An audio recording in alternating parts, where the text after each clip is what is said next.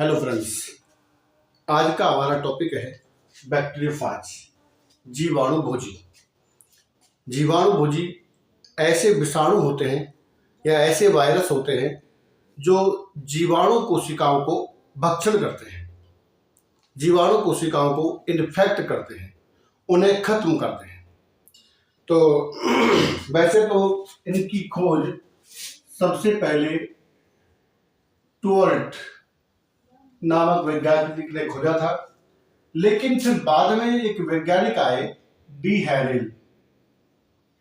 तो डी हैरेल ने देखा कि अगर जीवाणुभोजी के कुछ कंसंट्रेट फिल्ट्रेशन को या सस्पेंशन को या निस्यंदन को यदि ई कोलाई के साथ मिलाया जाता है, तो ई कोलाई की वृद्धि रुक जाती है, स्टॉप हो जाती है, वृद्धि नहीं करते हैं। उनकी ग्रोथ जो है हेल्ट हो जाती है। अब ग्रोथ हेल्ट क्यों होती है? क्योंकि ये जीवाणुभोजी इन जीवाणुओं को या ई कोलाई सेल्स को नष्ट कर देते हैं, खा जाते हैं।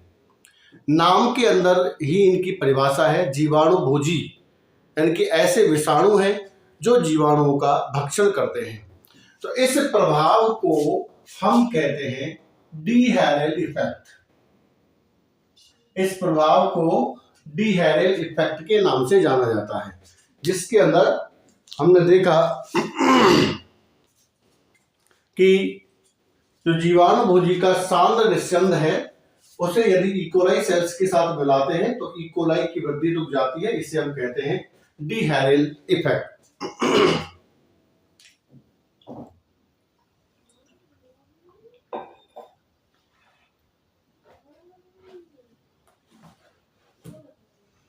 अब बात यह है कि जीवाणुभोजी बैक्टीरियोफाज अविकल्पी परजीवी होते हैं। बैक्टीरियोफाज ऑब्लिगेट पैरासाइट्स हैं, ऑब्लिगेट पैरासाइट हैं, अर्थात ये इनके लिए आज तक कोई विकल्प मौजूद नहीं है। विकल्प से मतलब ये है कि इनको जीवित रहने के लिए एक बैक्टीरिया सेल की आवश्यकता होती है। अगर बैक्टीरिया सेल नहीं है तो क्या ये जीवित रह सकते हैं? तो ये जीवित नहीं रह सकते। अगर जीवाणु कोशिका नहीं है तो ये जीवित नहीं रह सकते। ये केवल और केवल जीवाणु कोशिका पर ही जीवित रह सकते हैं, इसलिए इनको हम कहते हैं ऑब्लिगेट पैरासाइट्स। ये गंदे जल, मलमूत्र, गंदगी ऐसी जगह पर आसानी से पाए जा सकते हैं। अब यहां जो अपना हम एक बात करते हैं जीवाणुभोजी की संरचना की, तो देखिए जिस जीवाणुभोजी के बारे में हम बात करेंगे वो जीवाणुभोजी है यहाँ पर T4 बैक्टीरियोफाज। T4 जीवाणुभोजी या T4 बैक्टीरियोफाज। तो यहां पर आप देख रहे हैं एक जीवाणुभोजी है। इसकी संरचना में अगर हम देखें तो ये दो क्षेत्र मोस्टली पाए जाते हैं। एक तो ऊपर होता है हेड और एक होता है यहाँ पर ये टेल, नीचे की तरफ हेड जो है आपको पता है वायरस की तरह प्रोटीन से बना होता है, जिसे हम कहते हैं कैप्सिड। और कैप्सिड जो है वो छोटी छोटी इकाइयों जिनका नाम होता है कैप्सोमियर से बना होता है। कैप्सोमियर से बना होता है। इसके अंदर ये डीएनए है, आनुवांशिक पदार्थ इसका। उसके बाद यहाँ पर ये आप देख रहे हैं नेक एंड कॉलर है। ये अंदर से खोखली होती है, नलिकाकार संरचना है। यहाँ पर ये एंड प्लेट है और इसके साथ ये उच्च तंतु पाए जाते हैं। उच्च तंतु T4 जीवाणुभोजी में 6 होते हैं। तो इस तरह से ये जीवाणुभोजी की एक तो जीवाणुभोजी की संरचना की अगर बात करते हैं तो ये एक जीवाणुभोजी है। इसकी आकृति आप देख रहे हैं टेडपोल के समान है। टेडपोल लार्वा होता है मेंढक का, टेडपोल के समान है। और ये जो जीवाणुभोजी जिसकी हम बात करेंगे, ये जीवाणुभोजी है T4 बैक्टीरियोफाज। T4 bacteriophage.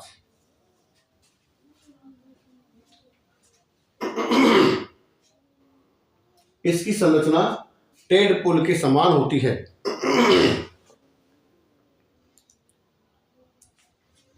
वास्तव एक सिंपल सा हम देखें तो इसका जो भाग है या इसकी जो पूरी संरचना है वो दो भागों में डिवाइड है। एक तो होता है हेड एंड एक होता है टेल। वायरस में ये वाला पोर्शन गायब होता है, इसलिए उसे हम वायरस कहते हैं, और जब ये जुड़ा हो तो इसे हम कहते हैं बैक्टीरियोफाज, जीवाणुभोजी। इन्हीं की सहायता से ये किसी जीवाणु की सतह से चिपकता है। अगर ये ना हो तो चिपकने में थोड़ी सी प्रॉब्लम हो सकती है। इसका सिर अगर हम देखें तो इसका सिर हेक्सागोनल है, यानी कि ये षटकोणीय है, षटकोणीय आकार में आप देख रहे हैं। और आमाप इसका अगर हम देखें तो देखो आमाप तो कोई इतना मैटर नहीं करता है, वैसे 95 × 65 nm होता है, 95 × 65 nm होता है। इसको हम बिल्कुल भी याद नहीं करेंगे, कोई जरूरी नहीं है।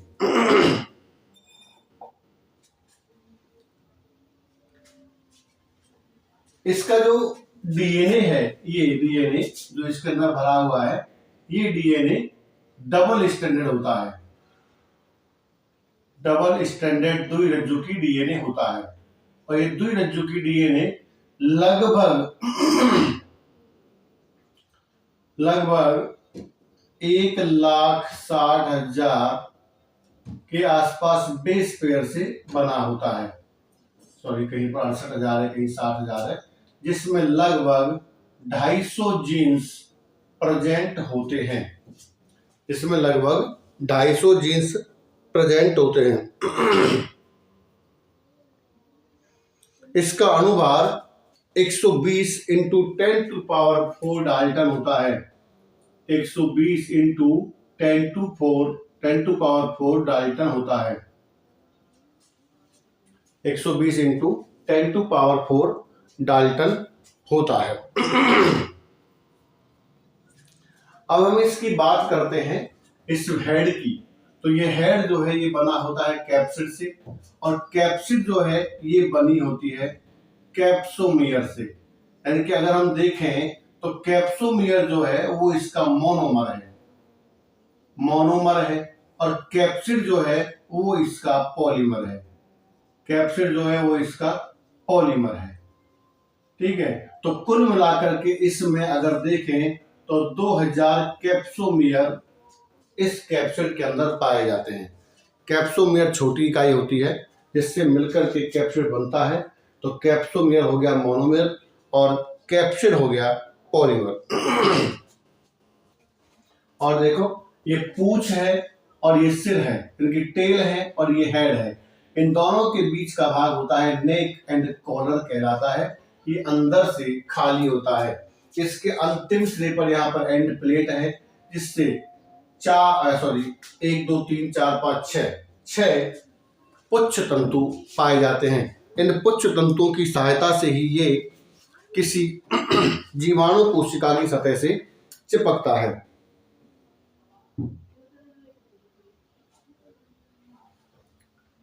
ये इससे चिपकता है। अब जीवाणुभोजी जो हैं वो 2 प्रकार के होते हैं। एक तो होते हैं सम, जिनको हम कहते हैं T1 T सम जीवाणुभोजी। जैसे कि नाम से पता सम है तो T2 है, T4 है, T6 है, etc। और एक होते हैं T ओड या T विषम। विषम वही T1, T3, T5 और T7, इस प्रकार से। ये क्या होते हैं, विषम जीवाणुभोजी होते हैं।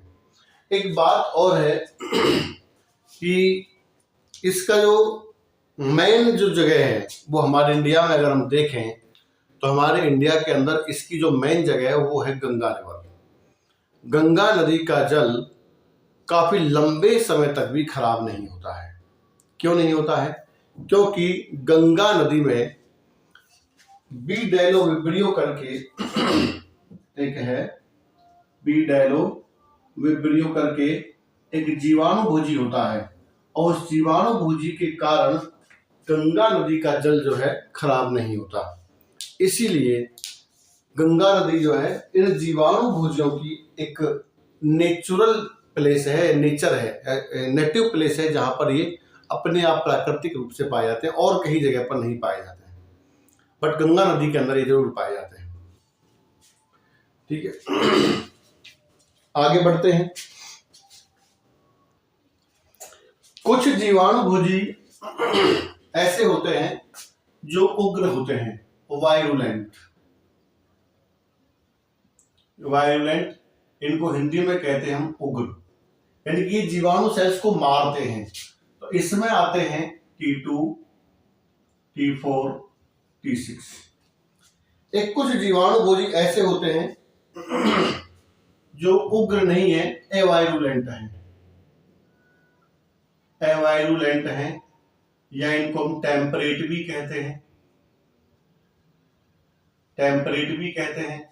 इनको हम अनुग्र भी कहते हैं, या इसको संयत कहते हैं, संयत, अनुग्र। तो इसमें आते हैं लैम्ब्राफाज।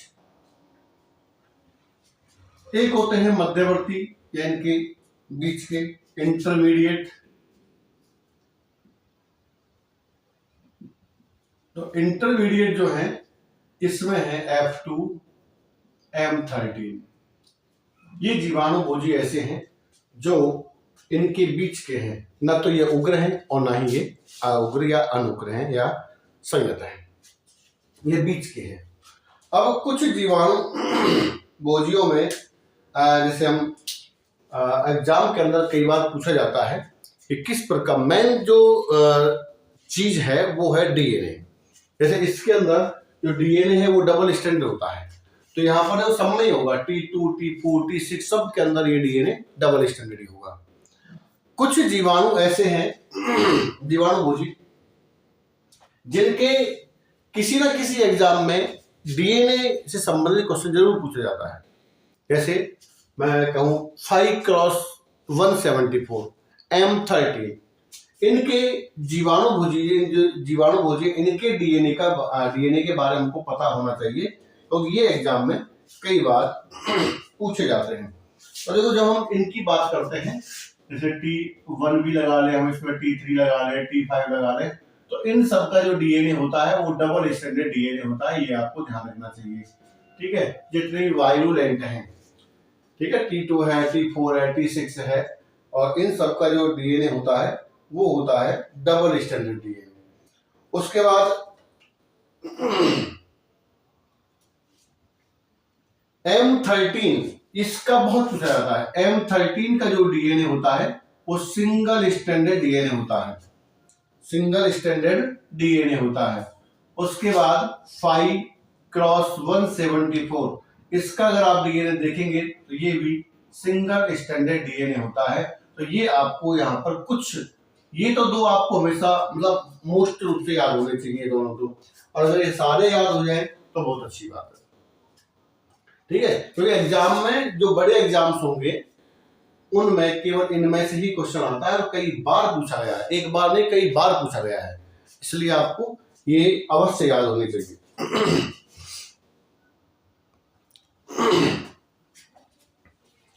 और आगे बढ़ते हैं और बात करते हैं हम जीवाणुभोजी के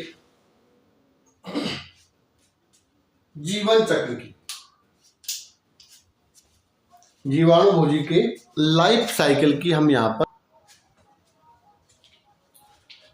अब हम बात करते हैं जीवाणुभोजी के लाइफ साइकिल की। तो जीवाणुभोजी का लाइफ साइकिल अगर हम जीवन चक्र देखें तो ये दो प्रकार का होता है। Number 1 lytic life cycle, lytic life cycle, और दूसरा होता है लाइसोजेनिक, लाइसोजेनिक लाइफ साइकिल। ठीक है, तो लाइटिक लाइफ साइकिल को इसको हम कहते हैं लयनकारी, लयन, और इसको हम कहते हैं लयजात। यानी कि यहां तो इसको हम टेम्परेट भी कहते हैं, टेम्परेट, संयत। ठीक है, तो लाइटिक लाइफ साइकिल में क्या होता है कि ये जीवाणु भोजी जीवाणु कोशिका को इन्फेक्ट करता है, उसके अंदर जाता है, नए विभोजी कण बनाता है और जीवाणु कोशिका को तोड़ देता है। तो ये यहाँ पर जीवाणु कोशिका का लाइसिस कर रहा है, यानी कि ब्रेक कर रहा है जीवाणु कोशिका को, इसलिए इसका जीवन चक्र जो है वो है लाइटिक।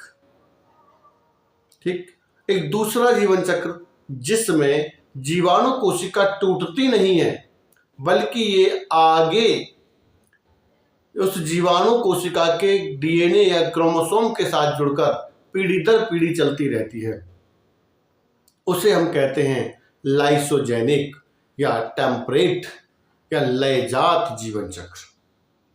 यहां हम दोनों प्रकार के जीवन चक्र को देखेंगे। दूसरी बात यह है कि एक जीवाणु भोजी दोनों प्रकार के जीवन चक्र अपना सकता है। ये उसके ऊपर या उसके जीन्स पर डिपेंड करता है कि वो कौन से जीवन चक्र में जाएगा, लाइटिक में जाएगा या लाइसोजेनिक में जाएगा। लाइटिक में और लाइसोजेनिक में यानी कि कब लाइटिक होता है कब लाइसोजेनिक होता है, इसे समझने के लिए हम अलग से इसकी मॉलिक्यूलर बायोलॉजी देखेंगे, तब वहां पर जिक्र करेंगे कि कौन से जीन तो लाइटिक लाइफ साइकिल के लिए जरूरी है और कौन से जीन लाइसोजेनिक के लिए जरूरी है। जरूर देखना, तब जाकर के आपको सही से पता लगेगा कि वास्तव में होता कैसे है।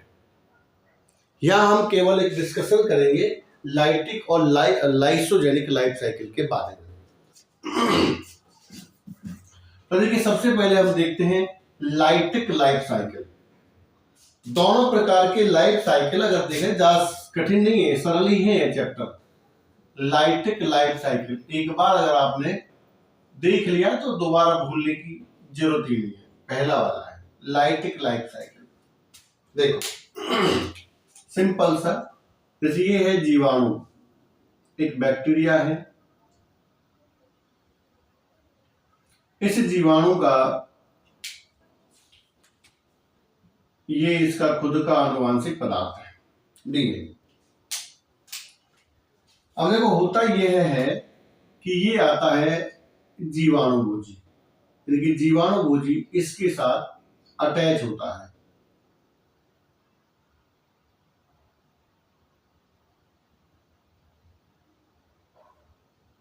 इस तरह से अटैच होता है अपने पुच्छ तंतुओं की सहायता से। हो गया। ये अटैच तभी होगा जब जीवाणु की सतह पर उपस्थित ग्राही जीवाणु भुजी के पुच्छ तंतुओं के अनुसार होंगे। ऐसा नहीं कि कोई भी जीवाणु भोजी किसी भी जीवाणु को इन्फेक्ट कर देगा, नहीं। जीवाणु कोशिका की सतह पर कुछ रिसेप्टर्स होते हैं, कुछ ग्राही होते हैं, और वो ग्राही की जो संरचना है वो जीवाणु भोजी के पुच्छ तंतुओं के अनुसार होनी चाहिए, तब तो जीवाणु भोजी उस जीवाणु कोशिका से जुड़ेगा, अन्यथा बिल्कुल भी नहीं जुड़ेगा। शुरुआत में ये क्रिया उल्टी भी हो सकती है, यानी कि जुड़ के हट भी सकता है, लेकिन अगर एक बार ये अच्छी तरह से अटैच हो गया तो फिर उसके बाद ये नहीं हट सकता। उसके बाद तो फिर आगे का जीवन चक्र चलेगा ही।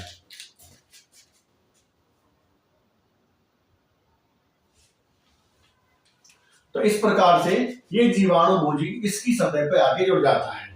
अब देखिए जरा इसको देखो। हम इसकी संरचना की अगर हम बात करते हैं तो ये जो जीवाणु भोजी का ये नेक एंड कोलन वाला भाग है, ये इस तरह से होता है, स्प्रिंग के समान होता है। ऐसे, ठीक है। जब ये इसके ऊपर चिपकता है तो ये जो स्प्रिंग है ना, ये ऐसे ऐसे छोटी हो जाती है, और जब छोटी हो जाती है तो इसके लिए एक रास्ता बन जाता है, हॉलो, यानी कि एक रास्ता बन जाएगा। स्प्रिंग के अंदर से जो जगह होती है, एक रास्ता सोलेनॉइड जैसे, मतलब एक कॉइल होती है, उसमें से आर पार हम देख सकते हैं। तो इसी प्रकार से एक रास्ता बन जाता है, उस रास्ते से होकर ये जो डीएनए आनुवंशिक पदार्थ है ये जीवाणु कोशिका में आएगा। लेकिन उससे पहले देखिए एक बार, ये जो जीवाणु भुजी जुड़ा हुआ है ये इसकी बाहरी सरफेस पर जुड़ा हुआ है। तो बाहरी सरफेस जो है वो लिपोपॉलीसेकेराइड की हो सकती है या फिर वो पेप्टाइडोग्लाइकेन की हो सकती है। तो देखो दोनों ही कंडीशन में ये जो जीवाणु भुजी है ये एक एंजाइम बनाता है, उस एंजाइम का नाम होता है लाइसोजाइम। तो ये एंजाइम लाइसोजाइम, और ये लाइसोजाइम का काम होता है कि ये जीवाणु की जो सेल वॉल है उस सेल वॉल के अंदर जो पेप्टाइडोग्लाइकेन लेयर है या फिर एलपीएस है उसे तोड़ने का काम करती है। उसकी जो रिंग होती है, इसको हम कहते हैं नाम-नाज, जो बॉन्डिंग होती है उनके बीच जो ग्लाइकोसाइडिक बॉन्ड्स हैं उन बॉन्ड्स को तोड़ने का काम ये करता है। तो जब एक बार यहां से ये ब्रेक हो जाता है पेप्टाइडोग्लाइकेन या इसकी सेल वॉल जीवाणु की, तो फिर इसके जो ये यहां से जो एंड प्लेट वाले जो सूक्ष्म हैं ये स्पाइक्स हैं, ठीक है, ये इसके अंदर चले जाते हैं और जीवाणु भुजी अपना जो आनुवांशिक पदार्थ है, अपना ये जो आनुवांशिक पदार्थ है ये आनुवांशिक पदार्थ यहां पर छोड़ देता है, ठीक है। ये क्या करता है, यहां पर छोड़ देता है। कहां? जीवाणु कोशिका के अंदर। ये क्रिया लाइसोजेनिक में भी सेम होती है, ऐसा नहीं है कि केवल लाइटिक में चलती है। यहां तक की जो क्रिया है वो तो लाइसोजेनिक में भी समान होगी। इसको हम अधिशोषण इन्फेक्शन भी कहते हैं। अब इसमें होता यह है कि ये जो जीवाणु भुजी ने अपना डीएनए छोड़ा है, अब ये देखो आप जानते हो ये प्रोटीन आवरण है, तो ये प्रोटीन आवरण तो बाहर रह जाता है, ऐसा कुछ बनेगा नहीं, ये तो अलग रह जाएगा। इसको हम प्रोटीन कोट कहते हैं, कैप्सिड कहते हैं, आवरण कहते हैं, और बाहर निकल जाएगा।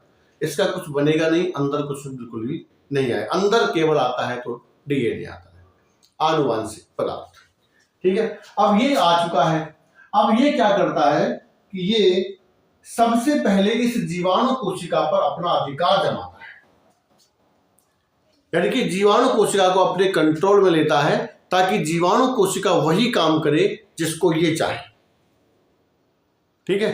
तो कुछ अर्ली जीन्स होते हैं जिनको ये बनाता है, यानी कि जिनको ये एक्सप्रेस करता है, जिनकी वजह से ये जीवाणु भुजी का डीएनए इस कोशिका पर नियंत्रण करता है। तो देखो सबसे इंपॉर्टेंट काम है इसका न्यूक्लियेज बनाना,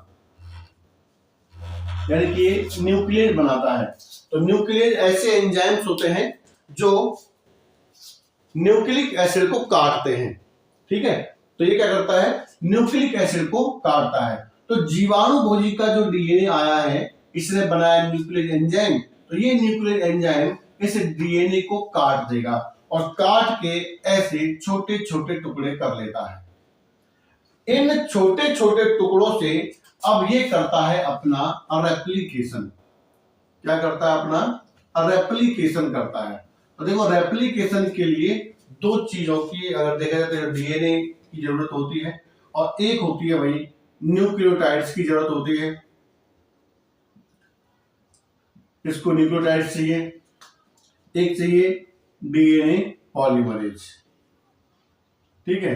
तो जीवाणु कोशिका का जो डीएनए पॉलीमरेज है और न्यूक्लियोटाइड्स हैं उन सब का ये यहाँ पर यूज करता है, ठीक है। तो जीवाणु कोशिका की मशीनरी का यूज करता है अपनी इस डीएनए की कॉपियां बनाने में। तो इस तरह से ये इस न्यूक्लियोटाइड का यूज करके इस पूरे डीएनए से और अपनी कॉपियां इस तरह से बना लेता है, ठीक है। उसके बाद अब स्टार्ट होती है लेट प्रोटीन्स। तो देखो लेट प्रोटीन्स है कैप्सिड वाली प्रोटीन जो इसका आवरण बनाती है, ये लेट प्रोटीन्स में आती है।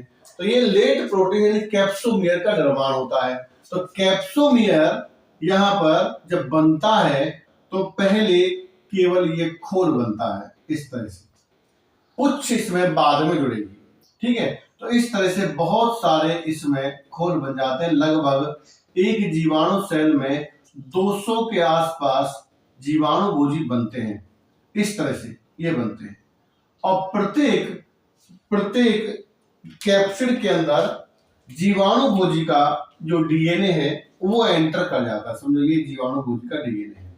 जब एक बार ये एंटर कर जाता है तो इससे फिर पूंछ भी आके जुड़ जाती है इस तरह से, और इस प्रकार से नए जीवाणु भोजी यहाँ पर बन जाते हैं या नए विभोजी यहाँ पर बन जाते हैं।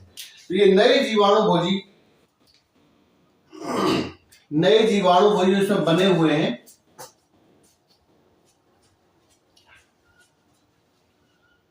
जो यहाँ पर बने हुए हैं, ये जीवाणु की कोशिका भित्ति पर दबाव डालते हैं, जिससे ये जीवाणु कोशिका भित्ति जो है वो टूट जाती है। और जीवाणु कोशिका भित्ति के टूटने के कारण ये सब जीवाणु भोजी बाहर आ जाते हैं और इस प्रकार से ये दूसरे जीवाणुओं को संक्रमित करने में सक्षम होते हैं। तो यहाँ पर देखा हमने कि जीवाणु कोशिका भित्ति टूट जाती है। जब जीवाणु कोशिका भित्ति टूट जाती है तो इसलिए इसको इनकी हम कहते हैं लाइसिस, लयन हो जाता है। तो उस कंडीशन में ये लाइटिक लाइफ साइकिल कहलाता है। इसको हम कहते हैं लयनकारी जीवन चक्र, लाइटिक लाइफ साइकिल या लयनकारी जीवन चक्र।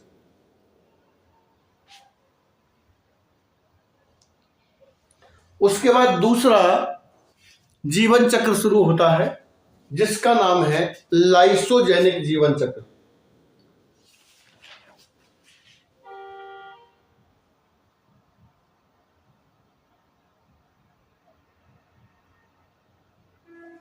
लाइसोजेनिक जीवन चक्र, लाइसोजेनिक, ये बताया था मैंने अभी थोड़ी देर पहले कि लाइसोजेनिक जीवन चक्र हो चाहे लाइटिक जीवन चक्र हो, इतनी क्रिया तो दोनों में होती है कि जीवाणु भोजी इसको इन्फेक्ट करता है, इन्फेक्ट करने के बाद अधिशोषित होता है, एब्जॉर्ब होता है, और उसके बाद अपना जो आनुवांशिक पदार्थ है, डीएनए, जेनेटिक मटेरियल जो डीएनए है, उसे ये इसके अंदर डाल देता है। लेकिन अब यहाँ क्रिया जो है वो लयन कार्य के विपरीत होती है, यानी कि ये जीवाणु कोशिका अब यहाँ पर टूटेगी नहीं। देखो क्या होता है, ये है आनुवांशिक पदार्थ या जेनेटिक मटेरियल इसका, और ये है बैक्टीरियल क्रोमोसोम, ये बैक्टीरियल क्रोमोसोम, ये समझिए क्रोमोसोम का डीएनए है, ये भी डबल स्टैंडर्ड है, ये भी डबल स्टैंडर्ड है। तो उस कंडीशन में अब क्या होता है कि आगे की यदि हम क्रिया की बात करें तो जो जीवाणु भोजी का डीएनए है वो उस तरह के न्यूक्लियस नहीं बनाता है जिससे जीवाणु कोशिका का डीएनए टूटे, बल्कि एक इंटीग्रेज एंजाइम बनाता है जिससे इसका जो डीएनए है ये जीवाणु कोशिका के डीएनए के साथ जुड़ जाता है। इस डीएनए को अब हम कहते हैं फाज। जब ये जुड़ जाता है तो इसको हम कहते हैं फाज। अब ये जीवाणु कोशिका बार बार डिवाइड होगी, 1 से 2 बनेंगी, 2 से 4 बनेंगी। जितनी भी जीवाणु कोशिका बनेंगी उन सभी जीवाणु कोशिकाओं में ये डीएनए उपस्थित होगा। ठीक है, कौन सा होगा, ये डीएनए उपस्थित होगा इस तरह से। और इसमें आप देख रहे हैं कि जीवाणु कोशिका टूटती नहीं है, बल्कि जीवाणु कोशिका सही सलामत रहती है, यानी कि एकदम परफेक्ट रहती है। इस कंडीशन को हम कहते हैं लाइसोजेनिक लाइफ साइकिल या टेम्परेट या संयत या लाइजात चक्र भी कहते हैं। यहाँ पर ये जो जीवाणु भोजी है ये किस प्रकार की लाइफ साइकिल में जाएगा ये डिपेंड करता है दमनकारी प्रोटीन्स पर, जिनको हम कहते हैं रिप्रेसर प्रोटीन। तो रिप्रेसर प्रोटीन, अगर रिप्रेसर प्रोटीन बन जाती है तो फिर वो लाइटिक साइकिल को रोक देती है और लाइसोजेनिक चला देती है, और अगर रिप्रेसर प्रोटीन नहीं बनती है तो वो लाइसोजेनिक को रोकती है और लाइटिक साइकिल चलता है। इसके बारे में जो हम बता रहे हैं भाई कि जीवाणु भोजी का जीवन चक्र कौन सा चलेगा कौन सा नहीं चलेगा, ये लाइटिक होगा या लाइसोजेनिक होगा, इस जीवन चक्र को चलाने में कौन कौन सी जीन जिम्मेदार होते हैं, इन सब के बारे में हम बात करेंगे नेक्स्ट वीडियो इसमें मॉलिक्यूलर बायोलॉजी ऑफ बैक्टीरियोफाज। तो ये वीडियो आप देखते रहिए। अगर वीडियो अच्छा लगे तो लाइक कीजिए, कमेंट कीजिए, शेयर कीजिए, सब्सक्राइब कीजिए। और अगर आपको वीडियो से संबंधित कोई समस्या है, कोई शिकायत है तो प्लीज कमेंट में लिखिए। अगर कुछ रह गया है, कोई नया टॉपिक बताना है तो आप कमेंट में लिखिए। Thank you very much. Guys मत करना है तो सब्सक्राइब।